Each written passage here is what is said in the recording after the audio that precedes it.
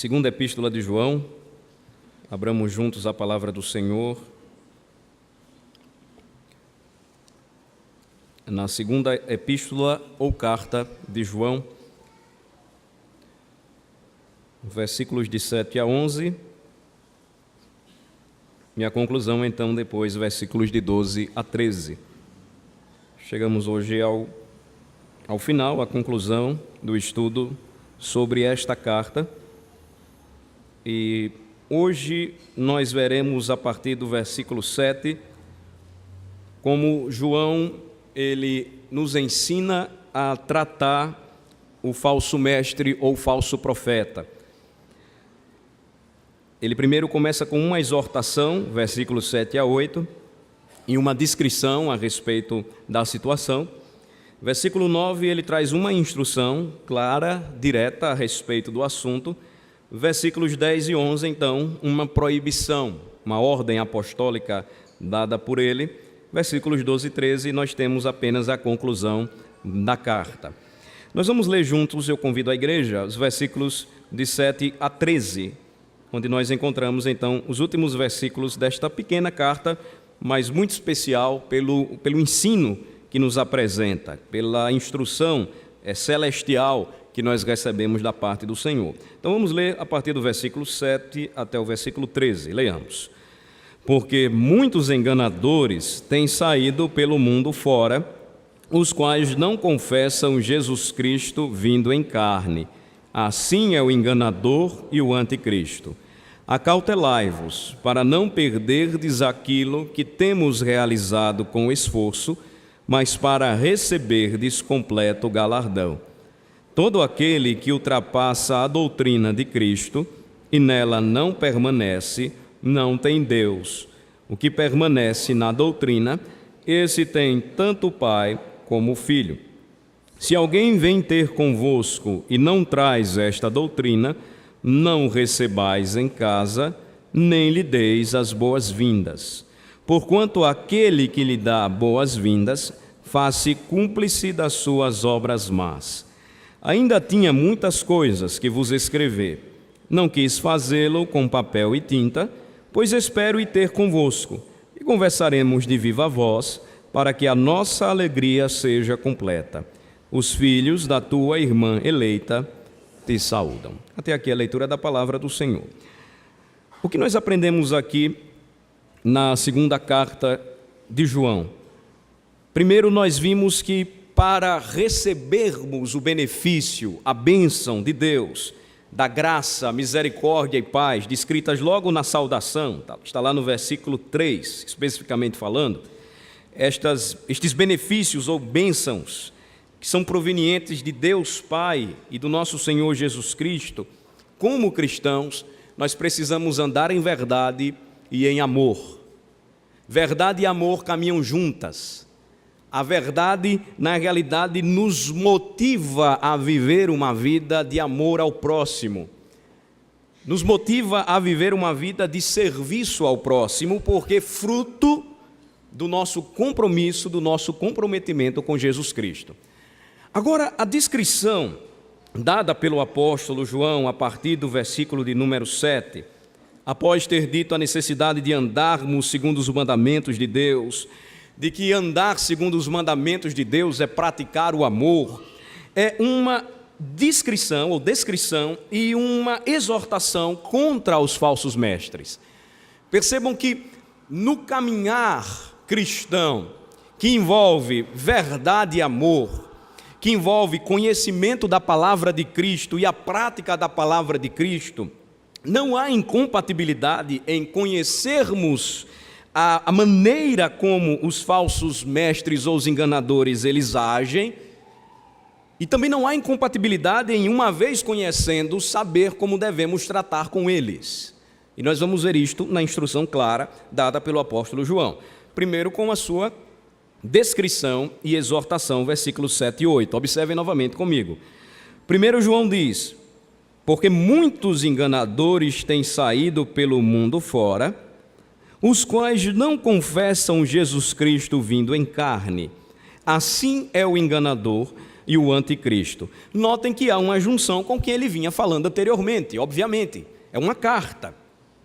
Nos versículos anteriores, o que é que ele vinha falando? E o amor é este, versículo 6, que andemos segundo os seus mandamentos.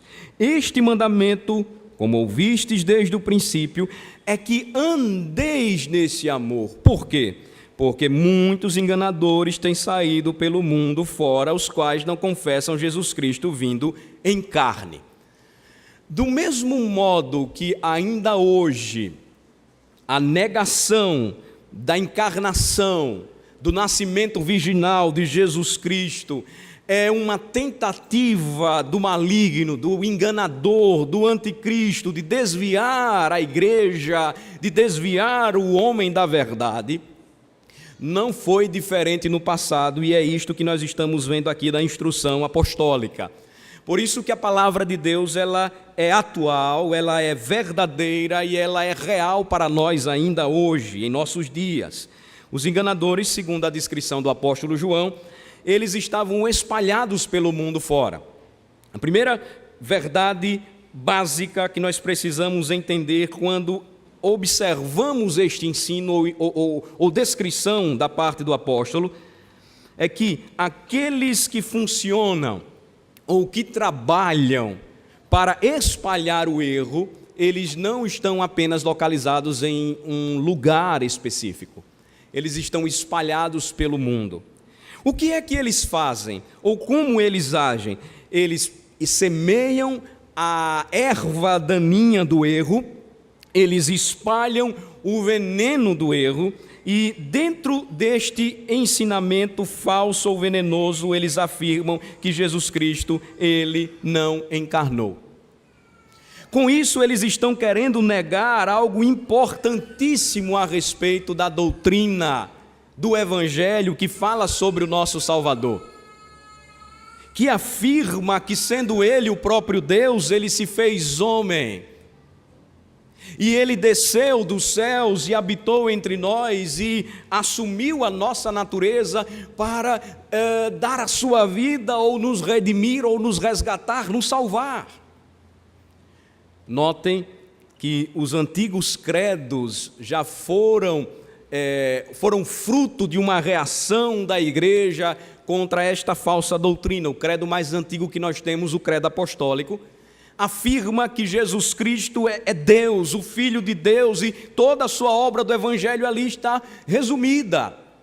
Creio em Jesus Cristo, seu único Filho, nosso Senhor, o qual foi concebido por obra do Espírito Santo, nasceu da Virgem Maria, padeceu sob o poder de Pôncio Pilatos, foi crucificado, morto e sepultado, desceu ao inferno, ressurgiu dos mortos ao terceiro dia, subiu ao céu, está sentado à direita de Deus Pai Todo-Poderoso, de onde há de vir para julgar vivos e mortos.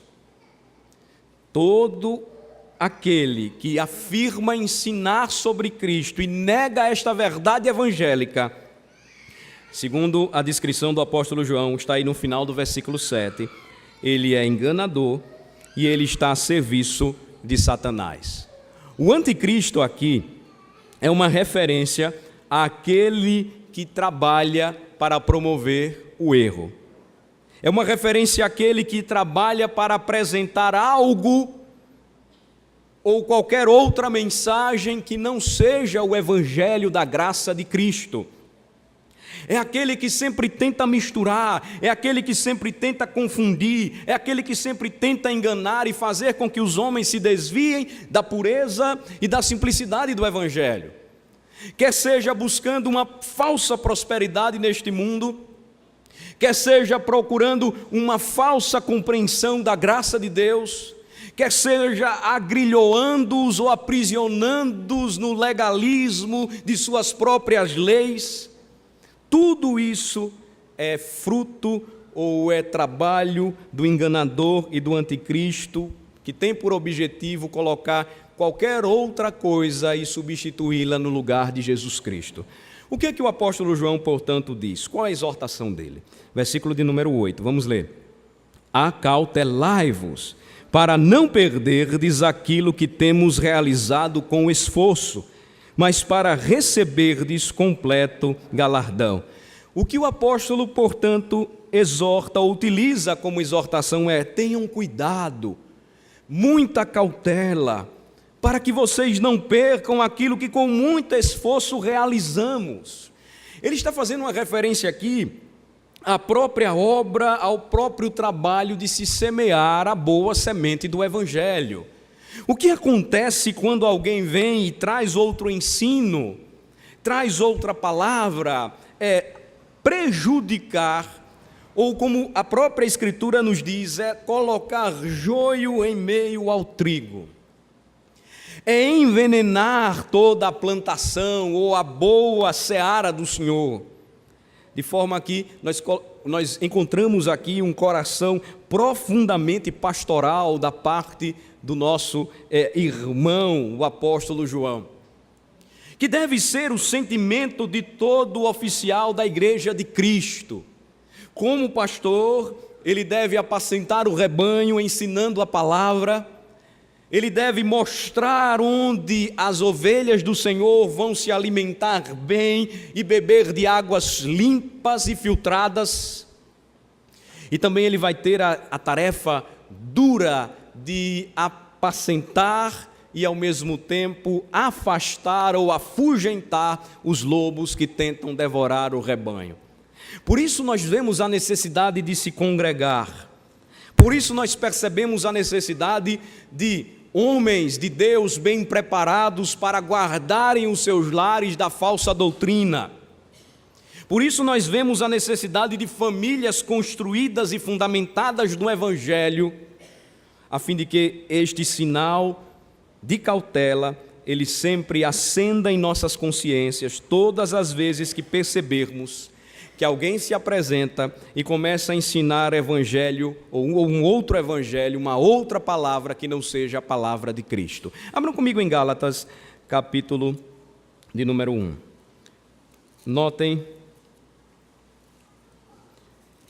que o apóstolo ele está dizendo para a igreja não é uma palavra diferente daquela ensinada pelos demais colegas de apostolado. Gálatas capítulo 1. A partir do versículo 1, o apóstolo Paulo, ele afirma a sua autoridade apostólica, e ele diz: Paulo, apóstolo, não da parte de homens, nem por intermédio de homem algum, mas por Jesus Cristo e por Deus Pai, que o ressuscitou dentre os mortos. E todos os irmãos, meus companheiros, as igrejas da Galácia, graça a vós outros e paz da parte de Deus nosso Pai, do nosso Senhor Jesus Cristo. E aí ele vai dizer qual a obra do Senhor Jesus Cristo. Vamos ler no versículo 4 juntos. O qual se entregou a si mesmo pelos nossos pecados, para nos desarraigar deste mundo perverso, segundo a vontade de nosso Deus e Pai, a quem seja a glória pelos séculos dos séculos. Amém. O que ele está afirmando aqui é a doutrina fundamental da encarnação do Senhor Jesus Cristo, que possibilitou a sua vida, obra, morte e ressurreição. Ele se entregou a si mesmo, porque ele se fez homem. Agora, a continuação do Evangelho vai mostrar que quando uma mistura ou falso ensinamento começou a surgir entre os Gálatas, o apóstolo Paulo ele não tolerou esta postura. Vejam o que ele diz a partir do versículo 6. Vamos ler juntos.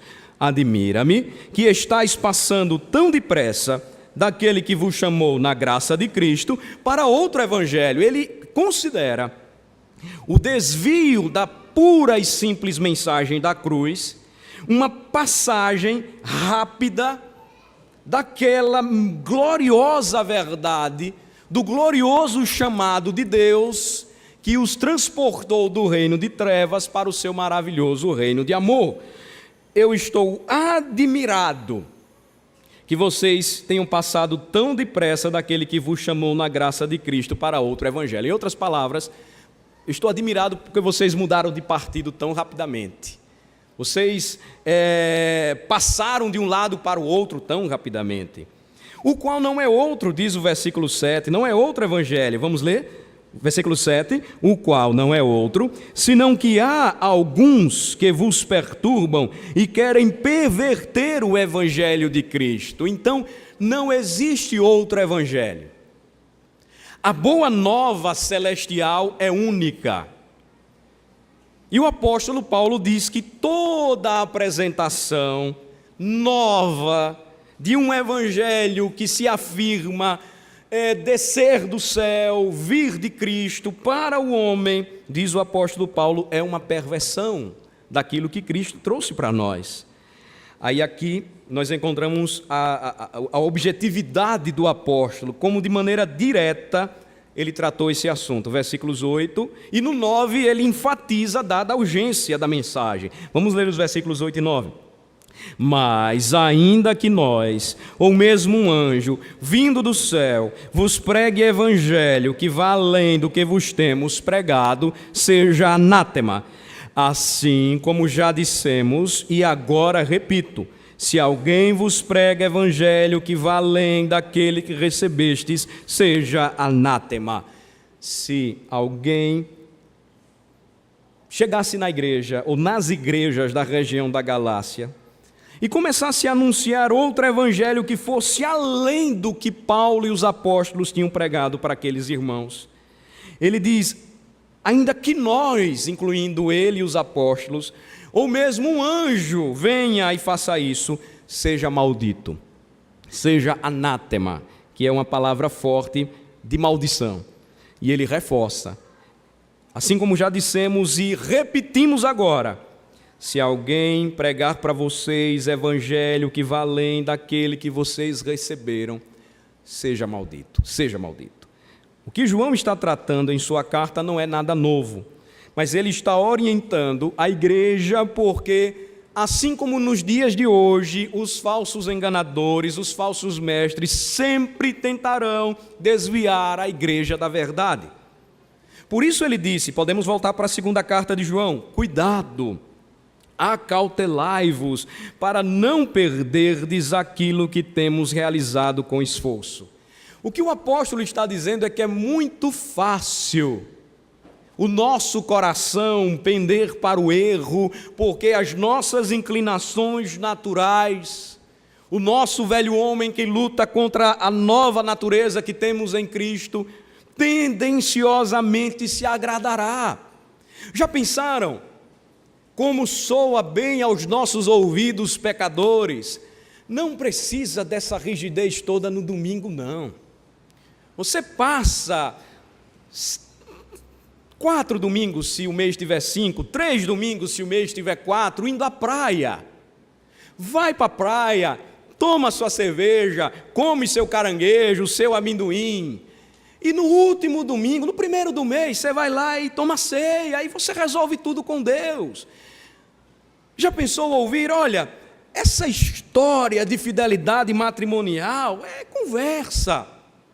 Pula a cerca, tem a sua relação extraconjugal, sua mulher não precisa saber, depois você continua com ela, você não vai deixar de sustentar, de cuidar dos seus filhos, é só uma aventura.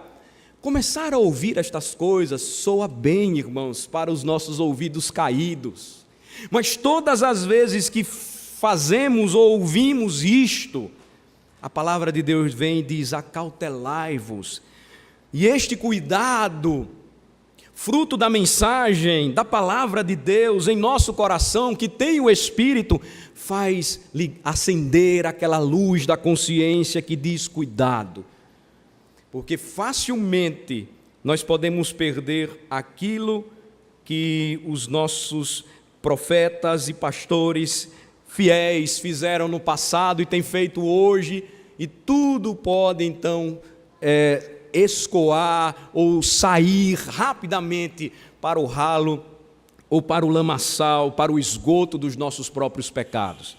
O que nós estamos percebendo e que os historiadores estão notando e constatando, as igrejas na Europa cada vez mais morrendo, as igrejas na América lutando, a igreja que um dia foi a nossa mãe, é a nossa mãe ainda porque enviou os missionários, os primeiros missionários, perdendo membros, e são muitos, não são poucos, porque já foi a maior denominação do mundo anualmente. É uma sangria enorme. E tudo isso começou quando falsos mestres se levantaram, e sabe o que é que eles começaram a dizer? Olha, Jesus Cristo, ele não veio em carne. Tudo bem, se a mensagem fizer sentido para vocês, aceitem isso. Mas a realidade é que Jesus, ele talvez não tenha nem existido, ou ele foi um bom homem e que os apóstolos o consideraram Deus. E eles começaram a pregar, a dizer isso, a falar, olha, a palavra de Deus, ela não é infalível, ela tem erros. E eles começaram a semear o erro, a pregar o erro, e o que ocorreu? A igreja começou a se enfraquecer, e aquele cuidado que se deveria ter, começou então a resultar na perda daquilo que os servos de Deus do passado realizaram com tanto esforço. E sabe qual era a preocupação de João aqui, do versículo 8? Era que eles não recebessem o galardão completo. Aqui ele não está associando o nosso combate a conquista de uma premiação por conta das nossas boas obras, não. O que ele está mostrando é que o próprio galardão, que é fruto do amor e da graça de Deus, que são premiações, que são presentes, serão conquistados. E aqui nós temos muito claramente graça, misericórdia e paz, se continuarmos andando na verdade e no amor. Se a verdade e o amor continuarem conosco, se esta for a mensagem central da igreja, dos nossos lares, se não for deste modo, irmãos, pereceremos. Se substituirmos a mensagem, pereceremos. Se não sustentarmos a pura e simples mensagem do Evangelho, então nós iremos sofrer aquilo que muitas igrejas têm sofrido, porque estão abandonando o Evangelho. Aí vem uma instrução. O que é que nós devemos fazer então? Como eu devo agir diante dessa situação? Eu estou recebendo uma mensagem de alerta, e o apóstolo então agora ele me ensina, ele me instrui, sendo usado pelo Espírito Santo de Deus. Versículo 9, vamos ler o versículo 9. Todo aquele que ultrapassa, vamos ler? Todo aquele que ultrapassa a doutrina de Cristo e nela não permanece, não tem Deus. O que permanece na doutrina, esse tem tanto o Pai como o Filho. Todo aquele que corre adiante, literalmente falando, na língua grega, é a ideia de você tentar ir além daquilo que Cristo ensinou para o seu povo. Não é ignorância, não é um retrocesso espiritual ou doutrinário que João está aqui dizendo, não. Porque a Bíblia diz que nós devemos crescer na graça e no conhecimento de Cristo Jesus. O que ele está dizendo aqui é: todo aquele que corre adiante, que vai além, que ultrapassa a doutrina de Cristo, ou seja, que tenta apresentar algo além daquilo que já é suficiente para nós. Todo aquele que faz isso e não permanece nesta doutrina, o apóstolo afirma categoricamente, enfaticamente, não tem Deus. Porque quem permanece na doutrina de Cristo tem tanto o Pai como o Filho. Se você ama Cristo, você guarda a palavra de Cristo. Se você ama Cristo, a palavra está em você. E você vive segundo o ensino claro, bíblico, apresentado e dado por Ele. Você não vai procurar outra coisa. O cristão, ele nunca deve correr atrás das novidades do momento. Nós temos várias novidades atualmente, mas o cristão, ele sempre deve voltar às verdades gloriosas da cruz. Se nós ultrapassamos esta doutrina, se alguém se apresenta como possuidor de algo novo, que está fugindo do que nós já conhecemos, a palavra de Deus diz claramente, ele não tem Deus. Porque quem tem o Senhor, ele continua fiel, seguro, ele tem tanto o Pai como o Filho. Por isso, irmãos, que a igreja de Cristo, ela sempre promoveu, ensinou e incentivou a produção de confissões e de credos. Na realidade, muitas das igrejas modernas, elas não têm nada, e eles afirmam assim: nós já temos a Bíblia. Mas a grande verdade ou realidade é que quem tem a Bíblia como a sua única regra de fé e prática, tem sim sistemas doutrinários por onde estuda, por onde ensina, por onde confere, por onde aprende, por onde se aplica. Senão nós não teríamos as confissões e os catecismos que tanto utilizamos, senão aboliríamos as lições de escola dominical com as orientações para chegarmos nas doutrinas da Bíblia. Na realidade, irmãos, uma igreja se sustenta quando ela é firme, convicta naquilo que ela crê a respeito de Jesus Cristo. E quando ela diz isso, ela afirma que a Escritura é sua única regra de fé e prática. E como é que você vai mostrar isso? Você vai precisar de um sistema de doutrinas. É assim que funciona. É assim que sempre nós aprendemos. É assim que foi desde o passado. Ouve, ó Israel, o Senhor nosso Deus é o único Senhor. É a confissão da nossa fé. Nós não podemos fugir. Se ultrapassarmos a doutrina de Cristo, nós não permaneceremos em Deus. Finalmente, há uma proibição aqui apresentada pelo apóstolo. E aqui, de maneira muito prática, ele vai dizer como é que nós devemos tratar um falso mestre. Alguém que se apresente e tente trazer algo que foge daquilo que nós cremos, daquilo que nós confessamos, daquilo que nós aprendemos dos nossos pais. Versículos 10 e 11, vamos ler? Se alguém vem ter convosco e não traz esta doutrina, não recebais em casa, nem lhe deis as boas-vindas, porquanto aquele que lhe dá boas-vindas, faz-se cúmplice das suas obras más. Vejam só. Jesus e seus apóstolos ensinaram e praticaram o mandamento de amar uns aos outros. Jesus chegou a estender esse mandamento até mesmo aos inimigos. Amai os vossos inimigos. A pergunta que nós precisamos fazer é a seguinte: João está certo então ao ensinar o cristão a não receber alguém em sua casa? Alguns comentaristas afirmam que esta doutrina aqui ela pode ser rejeitada. Mas será que nós devemos fazer isso? Será que João está dizendo que nós agora não podemos receber o incrédulo em nossa casa? Será que o que João está dizendo aqui é que nós não podemos mais praticar a hospitalidade, como Hebreus 13 nos ensina, em receber o forasteiro, aquele que está precisando de um teto? De forma nenhuma. João está tratando claramente aqui, irmãos, e nós precisamos saber disso, de falsos mestres.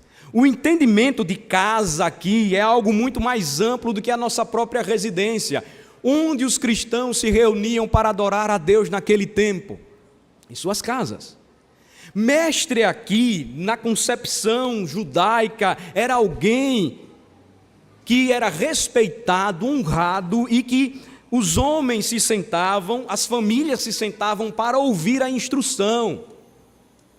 Em outras palavras, o que o apóstolo João está dizendo aqui é que nós não podemos receber alguém que, tendo conhecimento um dia da doutrina de Cristo, se afastou dela e agora chega ali na porta e diz para os diáconos: olha, fala lá para o pastor Alain que eu tenho uma palavra para trazer para a igreja. Eu vou dizer: vai embora, saia daqui.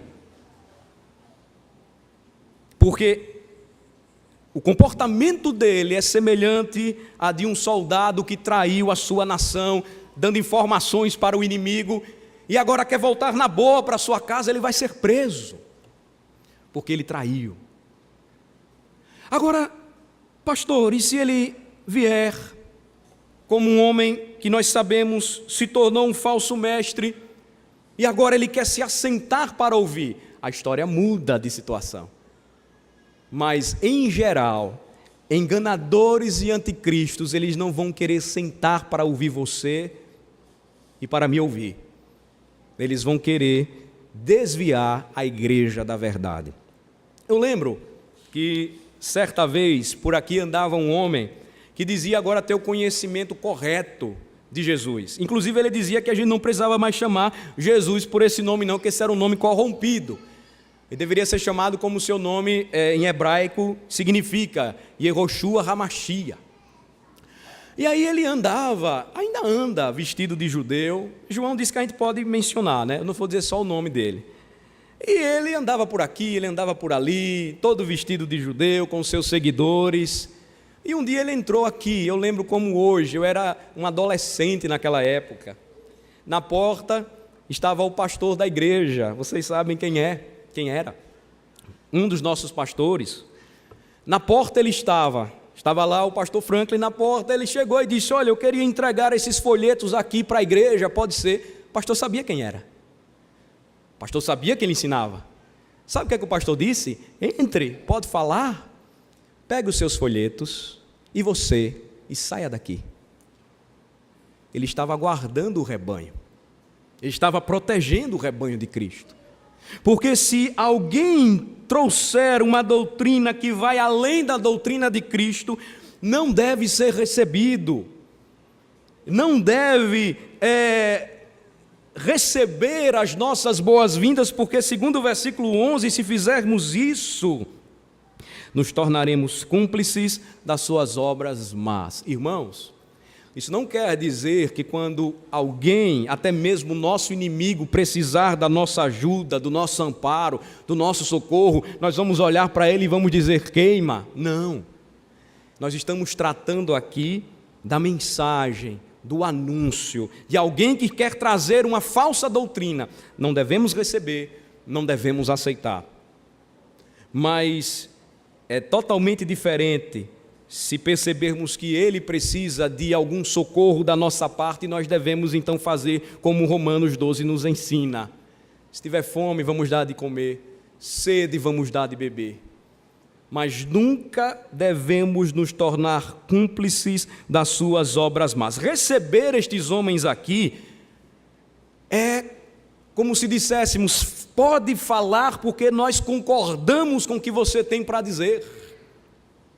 Quando na realidade o Senhor deixa claramente para nós que eles não permanecem na doutrina e por isso eles não têm nem um pai, muito menos o filho. Finalmente, versículos 12 e 13, o apóstolo João ele conclui e ele diz o seguinte: ainda tinha muitas coisas que vos escrever, não quis fazê-lo com papel e tinta, pois espero ir ter convosco e conversaremos de viva voz para que a nossa alegria seja completa. Os filhos da tua irmã eleita te saúdam. João então conclui, demonstrando o seu cuidado, a sua preocupação, o seu desejo e a sua alegria de poder rever a igreja.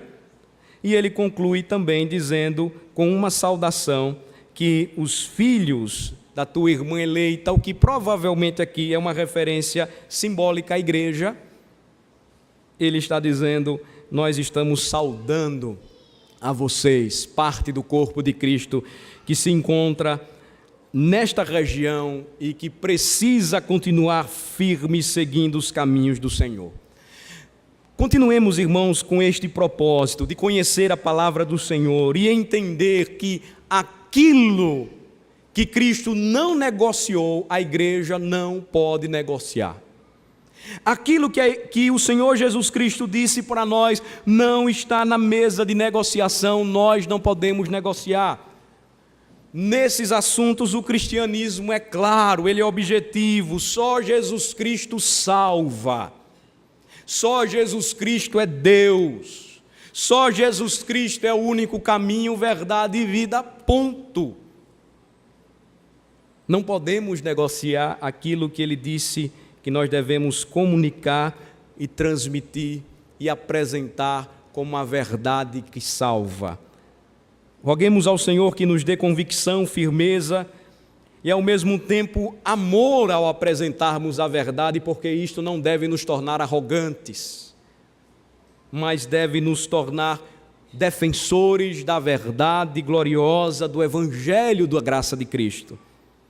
E deve nos mover então a continuarmos firmes e marchando, perseverando e comunicando a gloriosa a extraordinária, a graciosa palavra daquele que disse: graça, misericórdia e paz, da parte de Deus Pai e de Jesus Cristo, o Filho do Pai, que serão conosco em verdade e amor.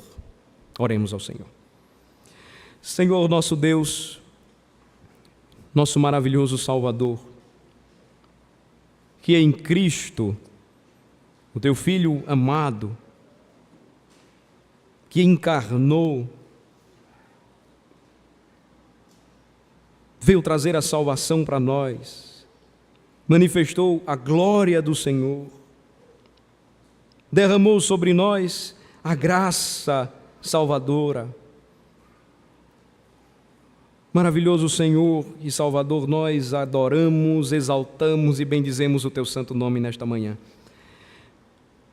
E rogamos ao Senhor que nos ajude a sermos firmes, inabaláveis, convictos da nossa fé e termos muito cuidado para não permitirmos que aqueles que tentam enganar os homens e que estão espalhados pelo mundo afora a serviço do diabo, tentem se infiltrar nas igrejas, enganar os crentes e desviá-los da verdade. Que tenhamos o cuidado, a cautela, para não perdermos aquilo que com tanto esforço nos foi dado, para que recebamos do Senhor o galardão completo da graça, da misericórdia e da paz. Ajuda-nos, ó Senhor, a andarmos em verdade, mas também em amor, a juntos caminharmos, marcharmos, tendo a bandeira do Evangelho bem erguida, promovendo a verdade, que é a proclamação do Evangelho da cruz. E que tudo isso, Senhor, para nós nunca esteja sobre a mesa para negociação. Que possamos, ó Senhor Deus, entender o significado e a seriedade de se ultrapassar a doutrina de Cristo. Aqueles que têm feito isso não permanecem nele, não têm Deus. Mas dá-nos um coração alegre e cheio de regozijo por sabermos que aqueles que permanecem na doutrina, que conhecem o Evangelho e continuam a conhecê-lo, esses têm tanto o Pai como o Filho Jesus Cristo.